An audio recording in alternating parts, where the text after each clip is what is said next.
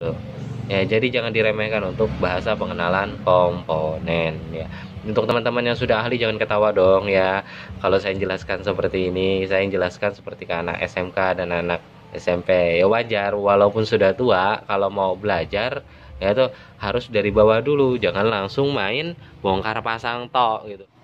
Oke brother, assalamualaikum warahmatullahi wabarakatuh. Kembali lagi bersama saya Hairudin di channel saya Rida Jaya Motor RJM Muara Badak Kaltim teman-teman. Jadi teman-teman nggak perlu lagi tanya di mana bengkel saya. Bengkel saya di Kalimantan Timur Muara Badak. Oke, kali ini saya mau update lagi ke teman-teman untuk teman-teman pemula, khususnya ya. Di sini saya akan mengenalkan beberapa komponen-komponen kendaraan Matic, khususnya Beat, Honda Scoopy, Vario. Ya sama ya. Kita fokuskan ke Honda dulu ya. Oke, saya akan melakukan pengenalan beberapa komponen-komponen inti ya, terutama dua item ya, dua bagian ya, engine dan CVT. Oke, kita mulai dari engine.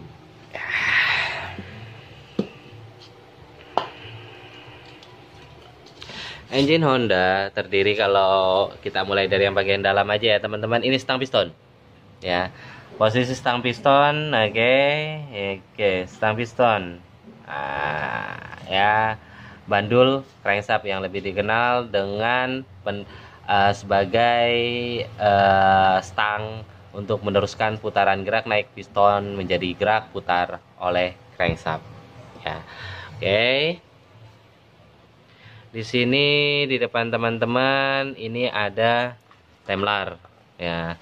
Temlar untuk Beat F1 itu dia menggunakan sistem roll ya. Jadi roll Temlar. Beda dengan halnya Mio dengan varian Yamaha, dia tidak menggunakan sistem roll Temlar. Di sini ada rollnya ya teman-temannya. Ini namanya Temlar ya. Temlar, ada Temlar in ya untuk menekan klep in, ada Temlar X untuk menekan klep X. Di sini ada sub dari Temlarnya, as dari Temlarnya. Oke. Nah, di sini ada noken as teman-teman.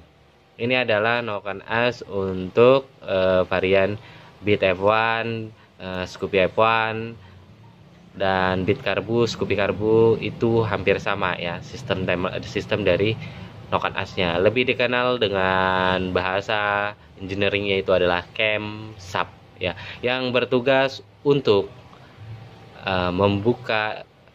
untuk menekan klep ya, dalam artian supaya klep itu dapat bekerja buka tutup. Nah, yang di sebelahnya ini adalah itemnya, rantai kampret. Rantai kampret ini digunakan untuk ya rantai kampret atau timing chain ya, timing chain. Ini fungsinya untuk menghubungkan antara putaran dari crankshaft ya dan noken as ya. Urutan sistem pengapiannya nanti. Kalau untuk sistematika, sistem kerja nanti. Yang penting teman-teman udah tahu dulu. Ini adalah rantai kampret. Oke. Di sini ada spring clamp ya, spring tension. Ini untuk menekan klep ya, dalam artian untuk mengencangkan klep agar klep itu dapat bekerja buka tutup ya dengan baik. Pada saat dia buka, dia tidak perlu ditarik, jadi nggak perlu ditarik sama Temlar, dia sudah tertekan ke atas sendiri, nutup sendiri dengan adanya per pengembali ini. Bisa dikatakan ini adalah per pengembali untuk menutup kembali klep posisinya. Untuk sistem kerja nanti teman-teman pelajari, intinya teman-teman tahu dulu deh ya. Ini namanya cover retainer klep ya. Oke. Kalau ini yang kecil, yang sering disebut orang-orang bengkel ini kuku macan, sebenarnya ini adalah lock retainer klep, lock retainer valve ya, bahasa Inggrisnya, untuk mengancing klep ya. Fungsinya untuk mengancing bagian klep atau mengancing valve ya. Klep sama valve itu sama ya. Valve bahasa Inggris, ini valve ya namanya, valve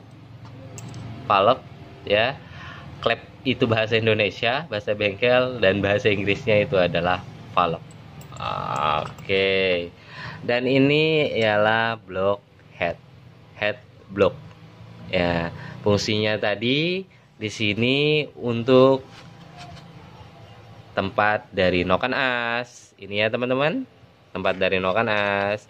Dan di sini tempat untuk templar dan di sini tempat untuk klep. Ya, oke. Kalau ini cover head block. Kalau ini ialah throttle body set, terdiri dari satu aktuator fuel choke otomatis yang bekerja berdasarkan perintah dari ECU.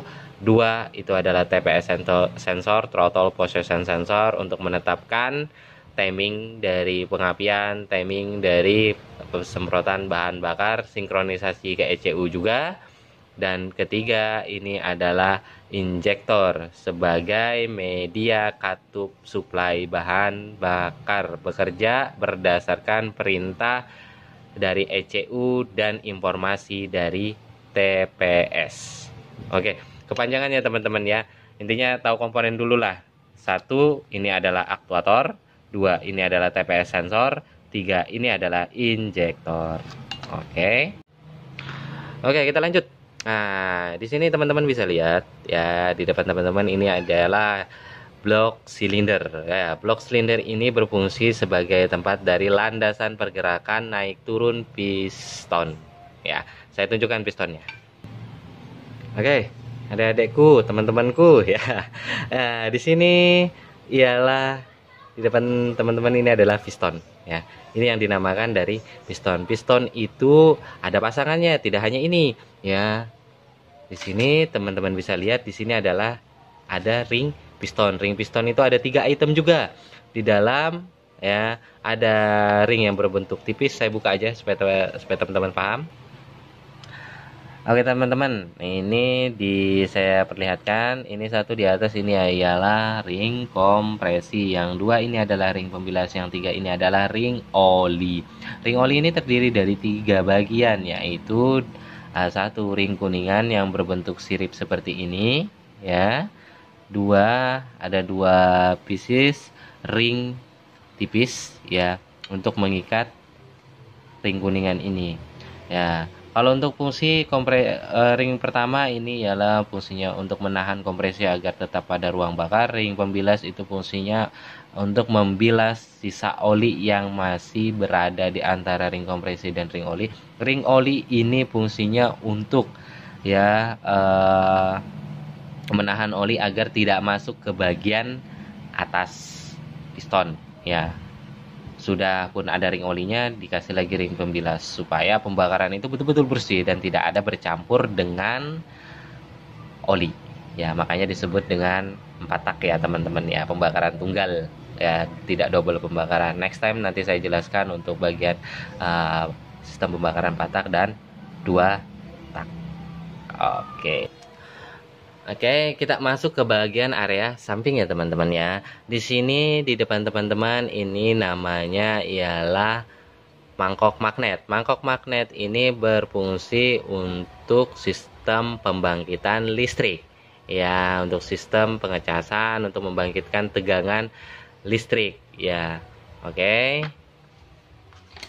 Dan ini ialah spoolnya, pasangannya tadi teman-teman ya, yang dikenal dengan spool ini ya, kumparan-kumparan magnet seperti ini ada yang dikenal dengan bahasa spool ya. Oke, next time nanti saya jelaskan untuk prinsip kerja dari sistem pengisian ya, sistem charger. Kalau yang kecil ini ialah pulser ya, ini pulser ya teman-teman ya. Pulser ini berfungsi untuk memberikan informasi kepada ECU tentang derajat dari pengapian. Next time nanti saya akan jelaskan, sepenting teman-teman sudah tahu ini pulser. Oke. Ya, kalau ini teman-teman pasti tahu lah. Ya, kalau ini kan dinamo starter. Ya, sudah pernah lihat ya, sudah sering sangat lihat. Oke. Sip. Oke, yang last kita masuk ke area CVT. Ya, untuk area CVT ini terdiri dari beberapa komponen utama yang sering teman-teman dengar. Kalau teman-teman anak-anak motor yang belum akrab sama kendaraan sudah pasti tahu dong ini apa yang saya pegang. Ini adalah panbel. Panbel ini berfungsi untuk meneruskan putaran dari mana, dari mesin ke roda belakang. Intinya gitu aja, seperti rantai. Ini panbel. Dan yang kedua yang teman-teman paling akrab juga ya, ini adalah roller ya. Kalau mau teman-teman motornya mau laju ya, dikasih rollernya, dikasih yang lebih ringan diganti. Wah iya bisa, tergantung dari perhitungannya lagi teman-teman ya. Ini roller ya, bentuknya roller ya, bekerja berdasarkan sistem sentrifugal ya. Next time nanti saya jelaskan. Nanti pengenalan komponen dulu.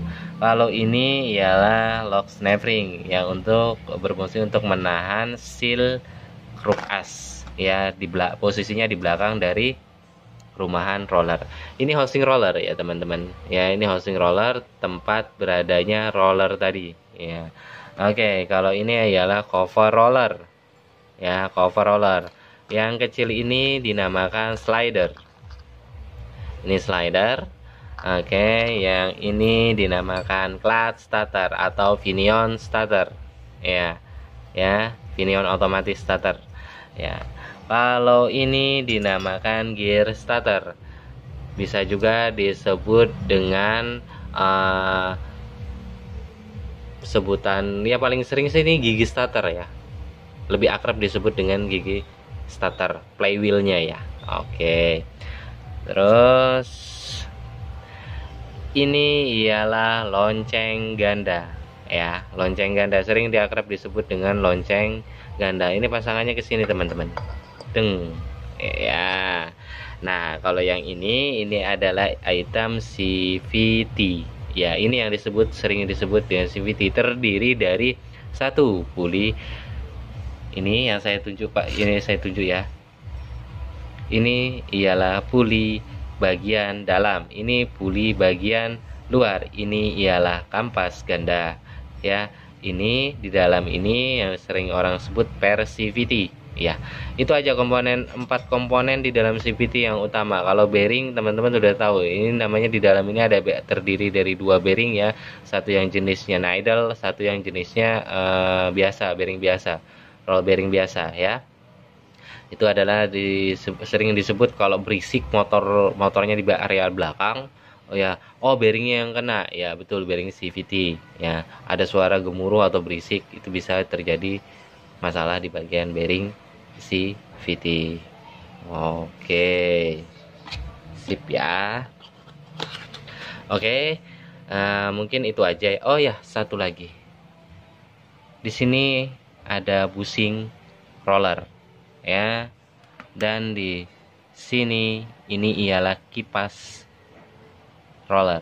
Kipasnya kalau untuk KZL itu terpisah ya teman-teman ya, beda dengan varian-varian dari Yamaha. KZL itu terpisah. Di sini kipas ini fungsinya untuk apa? Fungsinya untuk mendinginkan sistem sentrifugal yang terjadi di rumahan roller, dan juga untuk mensirkulasikan udara agar udara di dalam ruang perpindahan daya tadi, ruang dari CVT tadi itu dapat terkontrol. Apabila panasnya berlebih kan bisa efek negatif kepada si roller, karena roller ini satu dia terbuat dari mika ya, ada juga yang terbuat semi plastik lah intinya. Ini bisa meleleh kalau tingkat panasnya terlalu tinggi, makanya perlunya adanya sistem pendinginan, yaitu cooling fan ya, menggunakan kipas ini. Oke. Terus kalau yang ini itemnya ini ada untuk kick ankle ya, kick starter, kick tendang ya. Di sini ada ring, di sini ada mur atau yang sering disebut dengan nut. Oke. Yang ini ialah cover dari clutch starter ya, housing dari clutch starter, dan atau bisa disebut juga rumahan ya, agar clutch starter itu dapat bekerja dengan maksimal. Teman-teman cek deh di channel saya, kalau untuk belajar itu teman-teman cek ya bagaimana sih untuk pemasangan clutch starter dan sebagainya, teman-teman cek ya.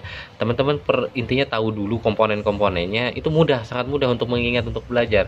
Kalau komponen aja nggak tahu, gimana mau langsung praktek gitu loh ya. Jadi jangan diremehkan untuk bahasa pengenalan komponen ya. Untuk teman-teman yang sudah ahli jangan ketawa dong ya. Kalau saya jelaskan seperti ini, saya jelaskan seperti ke anak SMK dan anak SMP, ya wajar walaupun sudah tua kalau mau belajar ya tuh harus dari bawah dulu, jangan langsung main bongkar pasang tok gitu loh tanpa tahu tentang komponen-komponen utamanya gitu. Jadi kalau sudah tahu teman-teman untuk komponen-komponen utamanya ini, oh ini yang bermasalah, ya udah aku searching di Google nih bagaimana cara pasangnya. Kalau nggak tahu nama komponennya, searching di Google kagak bakal tembus, searching di YouTube kagak bakal tembus. Masa mau searching ini dibilang magnet, iya munculnya ini gitu loh. Jadi perlu dulu pengenalan komponen, itu sangatlah perlu. Oke, mungkin itu aja dari saya. Nanti saya bikin list ke teman-teman, ini akan saya lakukan proses pemasangan ya. Jadi teman-teman juga bisa tahu proses pemasangan seperti apa sih gitu. Jangan hanya dijelaskan tentang untuk bagian komponennya saja ya. Oke. Kurang lebihnya saya mohon maaf. Assalamualaikum warahmatullahi wabarakatuh. Sampai jumpa kembali.